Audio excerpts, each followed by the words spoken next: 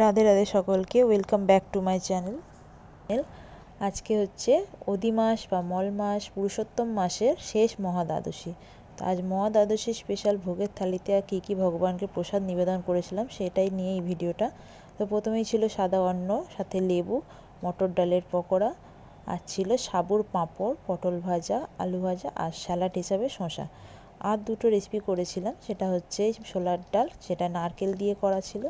আর এইটা first time try করলাম, যেটা হচ্ছে জল বড়া ঝিঙের মটর ডাল দিয়ে পোস্ত দিয়ে।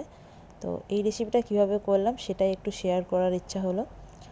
চলো, প্রথমে সমস্ত কিছু রেডি করিয়ে নিয়ে কড়াই তেলটা গরম করে তার মধ্যে কালো জিরে ফোড়ন দিয়ে শুকনো লঙ্কা তেজপাতা সাথে গরম হয়ে এলে সমস্ত সবজিগুলো ভালোভাবে নেড়েচেড়ে লবণ দিয়ে চাপা দিয়ে দিয়েছিলাম। তো এটা খুব সিম্পল আর খুব তাড়াতাড়ি হয়েও যায়, কিন্তু খেতে ভীষণ টেস্টি হয়।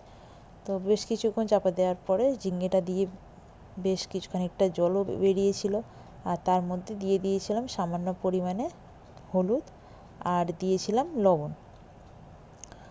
তো এটা দেওয়ার পরে বেশ কিছুটা জল দিয়েছি। আমি যেহেতু এখানে একটু মাখা মাখা করব, তাই জলের পরিমাণটা অল্প দিয়েছি, কিন্তু এটা একটু বেশি জল দিলে আরও একটু ভালো হয়। তো তারপরে আমি একটা ডালের ব্যাটার গুলে রেখে দিয়েছিলাম, যেখানে মটর ডাল, আদা, লবণ, হলুদ দিয়ে একটা মিক্সচার করে রেখেছিলাম।